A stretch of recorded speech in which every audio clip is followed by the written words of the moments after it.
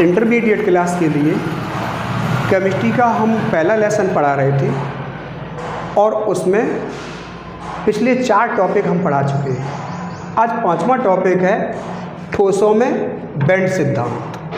Bend सिद्धांत के आधार पर ठोसों को मुख्य रूप से 3 भागों में बांटा गया है: विद्युत कुचालक, विद्युत सुचालक और अर्धचालक। अब ठोसों में बेंड सिद्धांत को समझने के लिए थोड़ा हम परमाणु की संरचना को देखते हैं। परमाणु क्या है? किसी भी पदार्थ का सबसे छोटा कण परमाणु कहलाता है। अब परमाणु कक्षाओं में बटा रहता है। कक्षाएं, पहली कक्षा इसको के कक्षा भी कहते हैं, दूसरी कक्षा एल कहते हैं इसको, तीसरी एम कहते हैं और चौथी एन, और इसके आगे भी ऐसी होती है। ये कक्षाएं उप कक्षाओं में बटी रहती है। उप कक्षाएं 4 प्रकार की होती है, इन्हें उपकोष भी कहते हैं और उपकोष मुख्य रूप से 4 प्रकार के होते हैं। पहला एस, पी, डी और एफ। एस उपकोष में 2 इलेक्ट्रॉन भरते हैं, पी उपकोष में 6 इलेक्ट्रॉन होते हैं, डी उपकोष में 10 इलेक्ट्रॉन होते हैं और एफ उपकोष में 14 इलेक्ट्रॉन होते हैं। एस उपकोष में एक कक्षक होती है, क्योंकि एक कक्षक में 2 इलेक्ट्रॉन भर जाते हैं।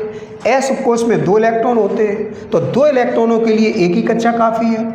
इसी तरह से पी उपकोष को देखें, इसमें 6 इलेक्ट्रॉन होते हैं। 6 इलेक्ट्रॉनों को भरने के लिए 3 कक्षकें चाहिए। डी उपकोष, इसमें 5 कक्षकें होती हैं, क्योंकि 10 इलेक्ट्रॉनों को भरने के लिए 5 कक्षकें चाहिए। एक कक्षक में 2 इलेक्ट्रॉन, इस तरह से इसमें 5 कक्षकें होती हैं। एफ उपकोष में 7 कक्षकें होती हैं। कोई भी परमाणु 3 मूल कणों से मिलकर बना होता है: इलेक्ट्रॉन, प्रोटॉन और न्यूट्रॉन। इलेक्ट्रॉन पर ऋण आवेश होता है, प्रोटॉन पर धन आवेश होता है और न्यूट्रॉन पर कोई आवेश नहीं होता है। तो किसी भी परमाणु के प्रोटॉन और न्यूट्रॉन परमाणु के नाभिक में भरे होते हैं। अब ये जो कक्षाएं होती हैं, इन कक्षाओं में इलेक्ट्रॉन होते हैं। तो किसी भी परमाणु की बाहरी कक्षा में, ये जो बाहरी कक्षा है, इसमें कक्षकें होंगी और वो कक्षकें 2 प्रकार की होती हैं। कुछ कक्षकें तो ऐसी होती हैं जिनमें इलेक्ट्रॉन पूरे भरे होते हैं, इनको संयोजक बैंड कहते हैं।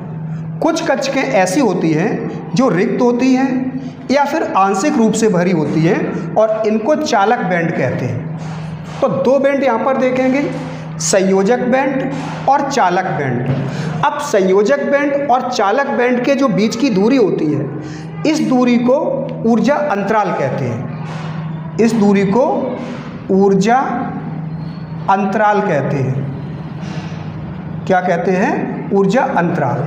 माने संयोजक बैंड और चालक बैंड के जो बीच का गैप होता है, इसको ऊर्जा अंतराल कहते हैं या एनर्जी गैप कहते हैं। इसी एनर्जी गैप के आधार पर ठोस 3 प्रकार के होते हैं: विद्युत के कुचालक, ये संयोजक बैंड है, ये चालक बैंड है और ये बीच का गैप है दोनों का। जब संयोजक बैंड और चालक बैंड के बीच में ऊर्जा अंतराल बहुत अधिक होता है, तो संयोजक बैंड के इलेक्ट्रॉन चालक बैंड में नहीं जा पाते हैं, इसलिए ये विद्युत के कुचालक होते हैं। इसी तरह से विद्युत के सुचालक को समझें तो क्या होगा? ये संयोजक बैंड है, ये चालक बैंड है और दोनों ही बैंड एक दूसरे पर ओवरलैप करते हैं। ओवरलैप का मतलब ये बैंड यहाँ तक था, दूसरा बैंड इसके ऊपर, कुछ पार्ट इसका इसके ऊपर आ गया, तो ये पार्ट ओवरलैप कर रहा। माने ये मान लो संयोजक बैंड है और ये चालक बैंड है, तो ये दोनों के बीच में इस तरह से एक दूसरे का कुछ भाग एक के ऊपर एक आ जाता है, इसको बोलते हैं ओवरलैप है। अगर ओवरलैप है तो संयोजक बैंड के इलेक्ट्रॉन चालक बैंड में बड़ी आसानी से जा सकते हैं और ऐसे ठोसों को सुचालक कहते हैं, विद्युत के सुचालक कहते हैं। इसी तरह से अगर हम देखें अर्धचालक को, तो अर्धचालक में क्या है? ये संयोजक बैंड है, ये चालक बैंड है। अब संयोजक बैंड और चालक बैंड के बीच में बहुत कम अंतर होता है, माने ऊर्जा अंतराल बहुत कम होगा, तो इसके इलेक्ट्रॉन इसमें अपने आप तो नहीं जा पाएंगे, लेकिन जब इसके इलेक्ट्रॉनों को कुछ ऊर्जा दी जाएगी तो संयोजक बैंड के इलेक्ट्रॉन चालक बैंड में पहुंच जाएंगे। तो ऐसे ठोसों को अर्धचालक कहते हैं। इस तरह से ये टॉपिक पूरा हुआ। तुम्हें आज का लेक्चर बस इतना सा ही है।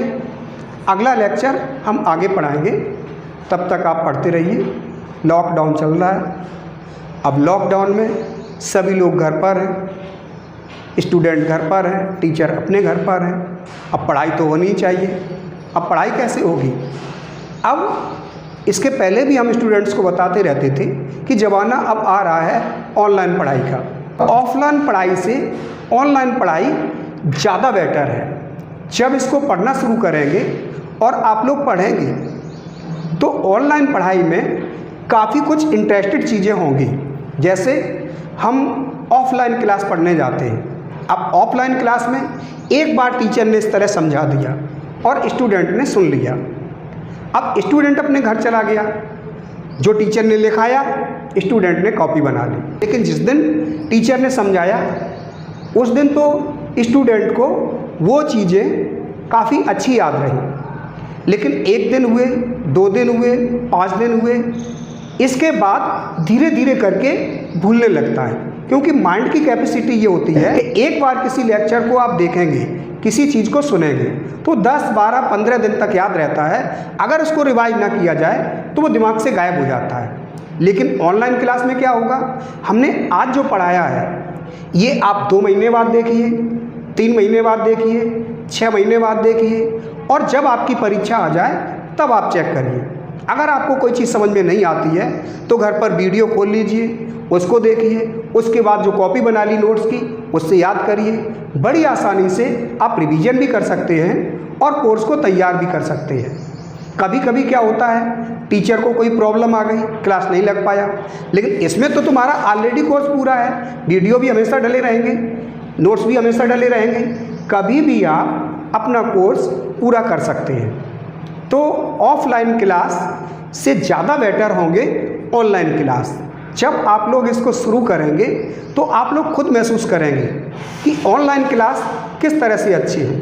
क्योंकि क्लास में पढ़ाया, पता लगा 1 घंटा तुम्हें बैठना पड़ेगा क्लास में, लेकिन अगर वीडियो देख रहे हैं तो अभी हमने देखा 10 मिनट, हमारा कोई मिलने वाला आ गया, हमने कहा, सर जी को कहा चलो थोड़ी देर रुक जाओ, क्योंकि सर जी तो वीडियो पर पढ़ा रहे हैं, जब चाहो तब पढ़ेंगे।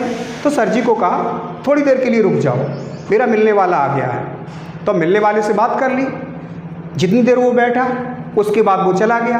आप लोगों ने क्या किया, फिर से वो वीडियो खोल लिया और फिर से पढ़ाई शुरू कर दी। इस तरह से ऑनलाइन पढ़ाई काफ़ी इम्पॉर्टेंट होगी, क्योंकि जब आप लोग इसको फीस दे करके परचेज करके जब इसको पढ़ना शुरू करेंगे तो पूरे वीडियो लेक्चर आपके मोबाइल में पड़े होंगे।